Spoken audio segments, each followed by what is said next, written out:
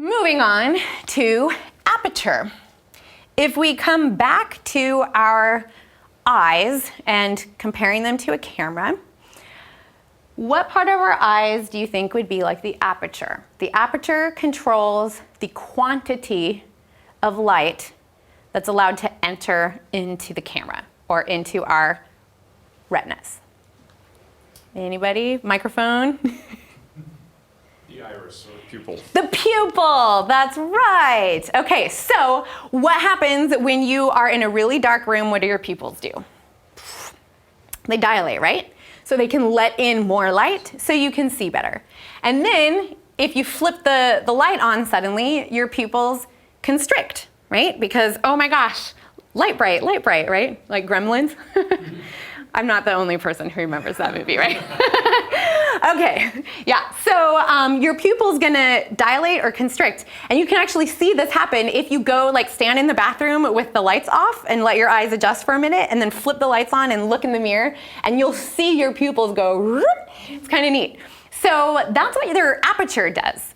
It controls how much light is allowed to come through the lens or not.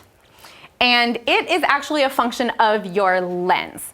So that means that if I take this lens off my camera and put a different lens on, the other lens, whatever I put on here, may have different aperture capabilities than this lens. Does that make sense? So it's not built into the camera the way the shutter speed is, it's built into your lens. So if you can change your lenses, your aperture possibilities will also potentially change. If you have a point and shoot, then it's built in because it's all in one. So that's sometimes even easier. So let's talk about this. Your aperture then can range from being what we would call wide open, something like this, and it's actually built of like little blades that swirl open or swirl shut. So something like this. That's my depiction. So we have wide open. And then on the other end of the spectrum, we have nearly closed. So just really like a little pinhole, like you might find on an oatmeal box camera if you ever made a pinhole camera. All right, and then of course we have all kinds of things in between. We have more than what I'm showing you here. This is just for purely illustration purposes. In fact, you would have something along these lines. And actually, again, more than what I'm showing you here. But on one end of the spectrum, we would have a wide open aperture. And then all the way across, it would be quite narrow. And they have different effects on our images. A wider aperture is going to let in more light. And it has the effect of reducing our depth of field. Or here I wrote depth of focus, just you know, if this is new to you, maybe that helps you understand it a little better if we call it depth of focus. So a shallow depth of focus is going to give you a blurry background and a blurry foreground. So wherever your subject is that you focused on, as objects in your scene get further away from your subject, they're going to become blurry.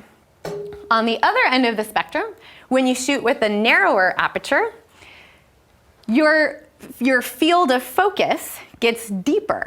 So that's often used like in landscape photography when you want a deep range of focus, whereas the wider apertures would be used more often in portrait photography, for example. Apertures are also fractions. We call them f-stops. So f-stops are ways of measuring light. So if you think about when you bake a cake and you measure sugar by the cup, or the half cup or whatever, in photography we measure light. Instead of cups full of light, we call them f-stops.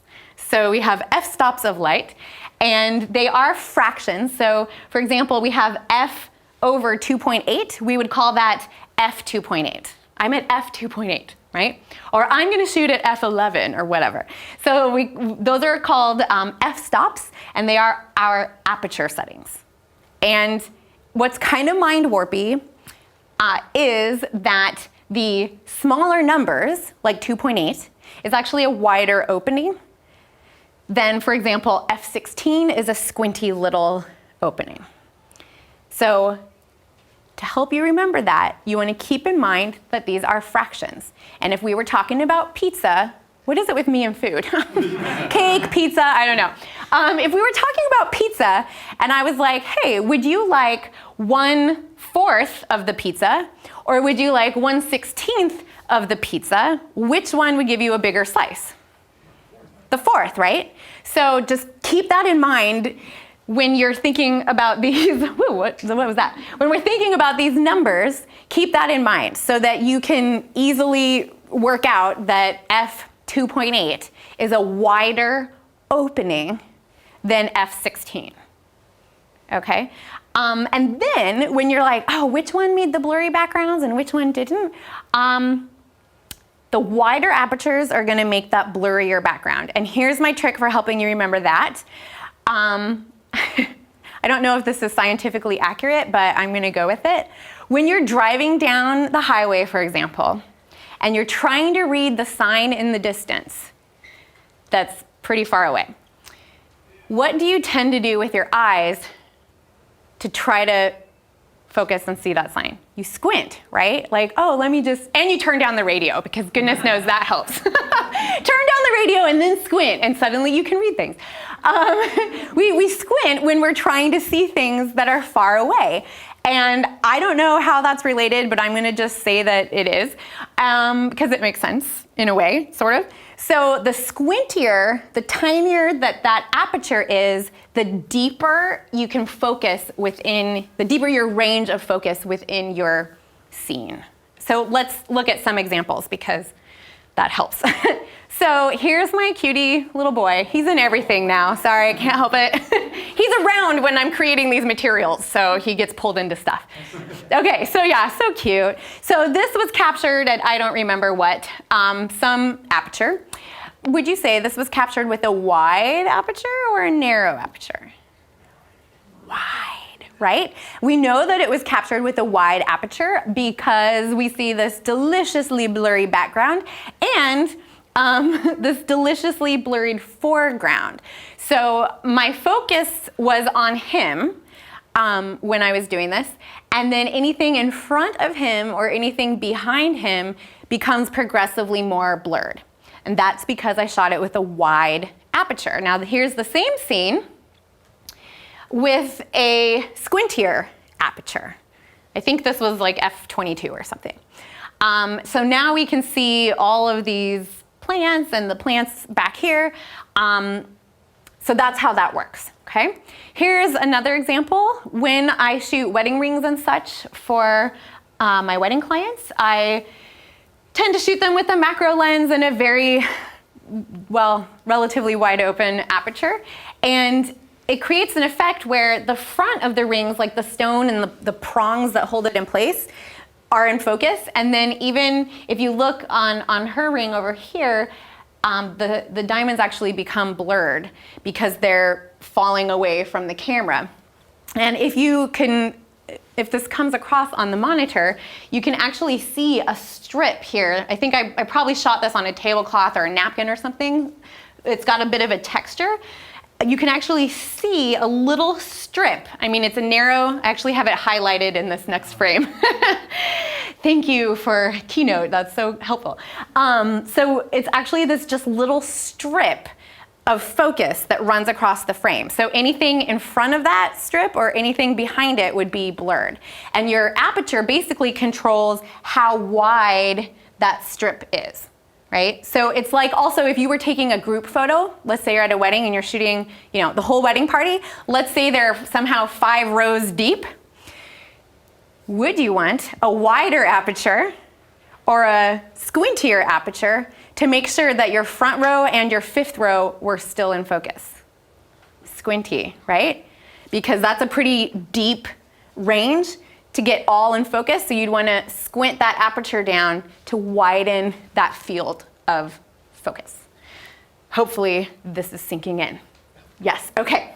So now we go back to the camera. How do you control all of this stuff? Again, it's going to vary model by model, but for example, on my camera, I have this dial right here. This controls my aperture. So this controls my shutter speed. This one lets me change my aperture. I can see what my settings are on my display up here. Again, it's not gonna say probably, I mean, it varies by manufacturer, but it will probably not say f4. It might. Mine just says 4, 4.0 or whatever. So you have to kind of get familiar with your camera. You'll also see that, of course, when you look through the screen. If you have a DSLR, a different model of DSLR, sometimes you don't have that dial back here. So what you would do in most cases is you'll have a button. It says AV and it has a little plus minus. If you press and hold that button and then spin the same dial you used to control your shutter speed, it will magically now control your aperture. So you just hold that button down and then spin that dial and it will control your aperture. And again, on the point and shoots, they're all different, but on the ones that I've worked with, there's a ring around the lens in the front. And that's how it was on my old film camera. You controlled the aperture by spinning this ring around your lens. So it's kind of fun to see that on the digital camera too.